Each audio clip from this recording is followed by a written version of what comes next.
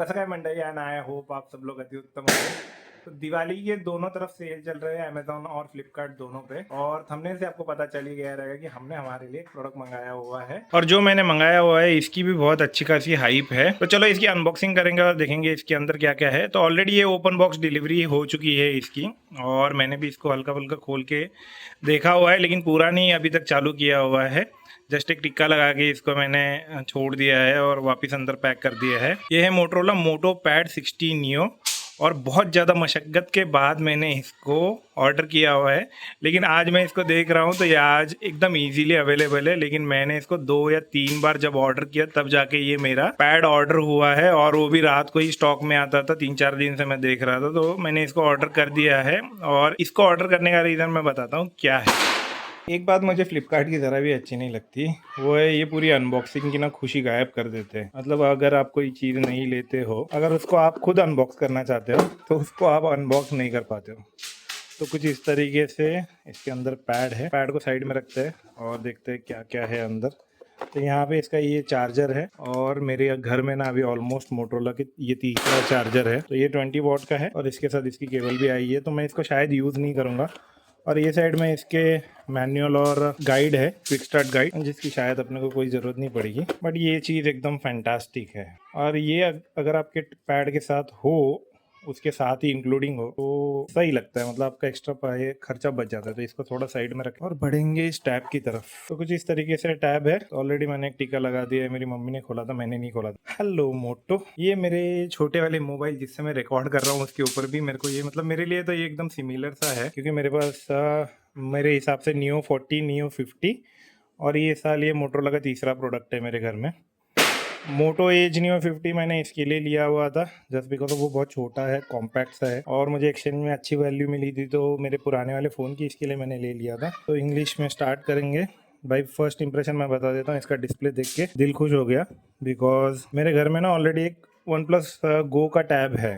तो उसको जब मैं देखता हूँ, और एक सैमसंग का भी छोटा टैब है, देखता हूँ तो मुझे ऐसा लगता है उसकी जो स्क्रीन है वो साइड से ऐसे लगते ब्लर ब्लर सी, इसकी एकदम, इसकी जो ब्राइटनेस है एकदम फुलफिल करती है। तो ऐसे नहीं। फर्स्ट इंप्रेशन बता देता हूँ मैं। ये स्पीकर्स, इसका डिस्प्ले बहुत अच्छा लगा मुझको, मैंने जैसे पहले भी कहा था। स्पीकर्स इसके एक एवरेज लगे, मतलब इतने कुछ खास नहीं लगे, या शायद मैं आगे यूज़ करूँ तो मुझे पता चलेगा कि अच्छे है या नहीं है। यहाँ पे इसके एक्सेसरी अटैचमेंट के लिए शायद मैग्नेट है। इसका लॉक का पोजीशन, इसका जो लॉक का पोजीशन है ये समझने के लिए थोड़े दिन चले जाएंगे मुझको।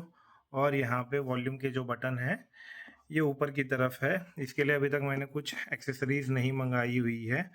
और अगर आप इंटरफेस देखोगे तो कुछ इस तरीके से इसका इंटरफेस है, जो कि बहुत सही लगता है। ये मोटरोला का एक बात मुझे बहुत अच्छा लगता है, इसका जो ऑपरेटिंग सिस्टम है वो एकदम क्लीन है, तो इसकी वजह से। बट इसका फर्स्ट इंप्रेशन इसके प्राइस के अकॉर्डिंग बहुत सही लगा मुझको, और आई होप मैंने जिस पर्पज़ के लिए इसको परचेज़ किया हुआ है वो फुलफ़िल हो। स्क्रीन मुझे ऐसे लगता था वो 11 इंच की जो है वो छोटी रहेगी, लेकिन छोटी मतलब आप ये प्राइस में ज़्यादा एक्सपेक्ट कर नहीं सकते। इसकी जो बेजल्स है वो अच्छी खासी पतली है, मतलब ये प्राइस में आप यही एक्सपेक्ट कर सकते हो। कैमरा मैंने अभी तक इसका ऑपरेट नहीं किया हुआ है, और अगर कैमरा क्लियरिटी देखनी रहेगी तो कुछ इस तरीके से इसकी कैमरा क्लियरिटी है। तो फोटोज़ वगैरह खींचेंगे या आगे जाके बताएंगे आपको ये पैड कैसे परफॉर्म करता है। मैंने मोटरोला के जितने भी मेरे घर में ऑलमोस्ट 2 फ़ोन हैं और ये एक टैबलेट है, इसकी प्राइस की वजह से मैंने इसको ऑर्डर किया हुआ है। ये अराउंड 13,500 रुपये के आसपास मुझको आया हुआ है। और इसका मेन पर्पज़ है, एक तो पहली बात, मुझे एक रिप्लेसमेंट चाहिए थी। मेरा प्लान था पुराना वाला ये मेरा जो HP का जो लैपटॉप है वो रिप्लेस करके उसकी जगह पे एक नया लैपटॉप लूँ, बट मैकबुक एयर M4 का जो प्राइस था स्टारलाइट कलर का वो 84,990 के आसपास था जब अमेजोन का सेल स्टार्ट हुआ था। रात को मैं जब बैठा था तो वो मेरे लिए एक डिसअपॉइंटमेंट था, बिकॉज उसमें एक मिडनाइट ब्लैक छोड़ के बाकी सब जितने भी कलर है उनकी अलग अलग प्राइस थी। तो अगर स्टारलाइट मेरे हिसाब से उस टाइम पे 79,000 पे ओपन होता, तो ये वाला लैपटॉप में एक्सचेंज करके मुझे अराउंड मैंने प्लान किया था कि 70,000 तक मेरा बजट था, मैं उसको प्लान कर रहा था। लेकिन वो मेरा थोड़ा सा बजट हिला दिया उसने, और 10,000 से एक्चुअली बजट हिलता नहीं है, लेकिन सेल के पहले वो 83,000 था, तो 77,000 डिस्काउंट के साथ वो आ रहा था, और एक्सचेंज के साथ वो 72,000 आ रहा था। लेकिन सेल जब स्टार्ट हुआ तो वो 85,000 चला गया, तो वो डील मेरे को 75,000, तो वो मुझे जस्टिफाई नहीं लगा, इसके लिए मैंने वो चीज छोड़ दी, मैंने ड्रॉप कर दी। तो देखेंगे जनवरी वाले सेल में डेफिनेटली ट्राई करेंगे, या आगे जाके कभी भी हमको आगे जाके फ्यूचर में जब ये डिवाइस लैग करेगा या स्लो परफॉर्म करना चालू कर देगा, तब हम डेफिनेटली अपग्रेड के लिए देखेंगे। लैपटॉप तो मुझको लगेगा ही कैसे ना कैसे, बिकॉज 4K एडिटिंग अगर आपकी ज़्यादा लेयर रहेंगे, मेरे यूट्यूब के चैनल के लिए मुझे चाहिए था, तो 4K एडिटिंग में थोड़ा सा दिक्कत होता है। मेरे फ़ोन पे मेरी एडिटिंग अच्छी होती है, तो ये होप से मैंने इस टैबलेट को परचेस किया हुआ है। मैं फिलहाल कैपकट यूज़ करता हूँ, VN भी यूज़ करता हूँ। और कैपकट की एक सबसे बड़ी दिक्कत क्या है लैपटॉप पे, मेरे पास जो वर्जन है वो प्रो वर्जन है, VPN लगाने के बाद वो एक्टिवेट हो तो जाता है, लेकिन अगर कोई अपडेट आ जाता है और अचानक से अगर मैं उसको अपडेट कर दूं, तो वो जो वर्जन है पुराना वाला, वो प्रॉपरली सब इफेक्ट उसमें ओपन नहीं होते। लेकिन मोबाइल में थोड़ा सा अलग है, या टैबलेट में थोड़ा सा अलग है। आप VPN एक्टिवेट करोगे और इसमें अगर मैं APK डाउनलोड करके इंस्टॉल कर दूं, तो वो अच्छी तरीके से परफॉर्म करेगा। ये सोच के मैंने कैपकट और VN का भी मेरे पास सॉफ्टवेयर है, तो उसके ऊपर भी कुछ कुछ शॉर्ट्स एडिट कर लेता हूँ मैं कभी कभी। तो वो एक सॉफ्टवेयर है जो इसके ऊपर मैं इंस्टॉल कर सकता हूँ, और उसका पेड वर्जन मेरे हिसाब से साल भर का 1,000 रुपये के आसपास है मेरे हिसाब से। तो वो परचेस किया जा सकता है अगर आपको एक्स्ट्रा इफेक्ट चाहिए रहेंगे, या पूरा फुल फ्लेज में आपको काम करना रहेगा, तो VN का वो परचेस किया जा सकता है। लेकिन लैपटॉप पे मैं थोड़ा सा परेशान हूँ, मेरी कैपकट प्रॉपरली काम नहीं कर रही है, और मेरी एडिटिंग उसकी वजह से रुक जाती है। प्लस मेरा जो लैपटॉप है वो 10-15 साल पुराना है मेरे हिसाब से। i5 फोर्थ जनरेशन है। तो हर एक जन अपने अपने पर्पस के हिसाब से प्रोडक्ट परचेज करता है। मैं मेरी 10-15 मिनट की जो बेसिक वीडियोस होती है, जो 1 या 2 लेयर की होती है, उसको एडिट करने के लिए मैंने इसको परचेज किया हुआ है। मेरे हिसाब से ये मेरा काम कर देगा, और वो आगे जाके पता चलेगा जब मैं इसको यूज़ करना चालू कर दूंगा।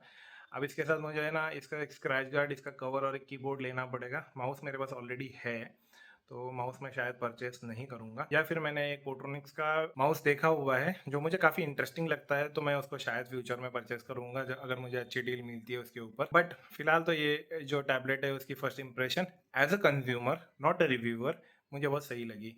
आप इसको ले सकते हो अगर आपको ये 13,000 13,500 रुपये के आसपास मिलता है। फिलहाल अभी ये अवेलेबल है, लेकिन पहले SBI का जो डिस्काउंट था वो 3250 का था, प्लस मुझे 400-500 रुपये और कुछ किसी बात का डिस्काउंट मिला है। मैंने अभी तक देखा नहीं है वो किस बात का है। तो टोटल मुझे 13,500 रुपये के आसपास इसका मुझे प्राइस गिरा हुआ है, जो मुझे मेरे हिसाब से वर्थ लगता है। आप इसके ऊपर पैसा स्पेंड कर सकते हो, बिकॉज मैं तो जनरली हम थोड़े अलग पर्पज से देखते हैं। हम लोग बेंचमार्क वगैरह नहीं देखते, हम रेगुलर टास्क देखते हैं। जैसे मेरा ये जो मेरे लास्ट ईयर का फ़ोन है मोटो एज Neo 50, इसका चिपसेट देखा जाए तो कंपेरेटिवली वीक बताया गया था, लेकिन ये डेली टास्क बहुत अच्छे से कर लेता है। तो एज अ यूज़र के हिसाब से मुझे ये टैबलेट सही लगता है। अगर आपको लेना है तो आप रेडमी भी ले सकते हो, लेकिन हाइपर ओएस की वजह से मैंने उसको नहीं लिया, बिकॉज इसका यूआई डेफिनेटली क्लीन रहेगा। मैं मोटरोला यूज़ करता हूँ। अच्छा, इस टैबलेट के बारे में एक अपडेट देता हूँ। मैंने इसको अनफॉर्चुनेटली रिटर्न कर दिया है। रीज़न एकदम सिंपल था। जब मैंने इसको परचेज किया था तब मेरे दिमाग में ये नहीं आया कि 4K जो वीडियो अंदर आएगी टैबलेट के अंदर, वो मुझे शो नहीं होगी। तो दिक्कत क्या हो रही थी, कैपकट डाउनलोड किया, कैपकट इंस्टॉल होने के बाद जब मैंने 4K वीडियो एडिट करने के लिए ली, तो जब आप वीडियो सिलेक्ट करते हो, वो जो ट्रे ओपन होता है, फोल्डर, तो वो जब ट्रे में आता है और फोल्डर में भी रहता है, तो उस दोनों टाइम पे भी वो फाइल आपको दिखती नहीं है। जब तक आप उसको टाइमलाइन पे नहीं लाओगे, तब तक आपको समझ में ही नहीं आएगा कि एग्जैक्टली कौन सी फाइल है। अच्छा, प्ले वगैरह बहुत सही हो रहा था, कोई लैग नहीं था, फाइल अच्छे से, मतलब आगे पीछे आप जब रेंडर करते हो या आगे पीछे जब करते हो, कन्वर्जन भी बहुत फास्ट हुआ था। एक फाइल मैंने उस पर एक्सपोर्ट भी करके देखी थी, स्पीड भी अच्छा खासा है। लेकिन 4K की फाइल दिखती नहीं है आपको। तो ये एक रीज़न की वजह से मैंने उसको रिटर्न कर दिया। मैंने, मतलब मैं चाहता था, मतलब मेरी बहुत इच्छा थी, लेकिन अगर एटलीस्ट मुझे वो, जहाँ पे आप लेते हो अंदर ट्रे में, उस ट्रे में एटलीस्ट मुझे फाइल्स दिख जाती, तो मैं वो टैबलेट रखता। क्योंकि मेन पर्पज एडिटिंग ही था, और फिर आप अंधे बन के एडिटिंग नहीं कर सकते। और एक्चुअली इसमें मेरी मिस्टेक है। मैंने ये सोचा कि 4K की फाइल प्ले नहीं होगी, दैट्स ओके। बट 4K की फाइल जब हम एडिटिंग के लिए लेंगे तो वो मुझे नहीं दिखेगी। और तो मैं एक कोई टेक गाय नहीं हूँ, तो इसकी वजह से मेरे दिमाग में नहीं आया। और अनफॉर्चुनेटली मैंने उसको रिटर्न कर दिया। आप बताओ मुझे कि अगर आपने ये टैबलेट खरीदा हुआ है तो आपका इसके साथ कैसा एक्सपीरियंस रहा। अगर आपको वीडियो अच्छी लगे तो लाइक, सब्सक्राइब, शेयर। मिलेंगे नेक्स्ट वाले वीडियो में, तब तक के लिए गुड बाय।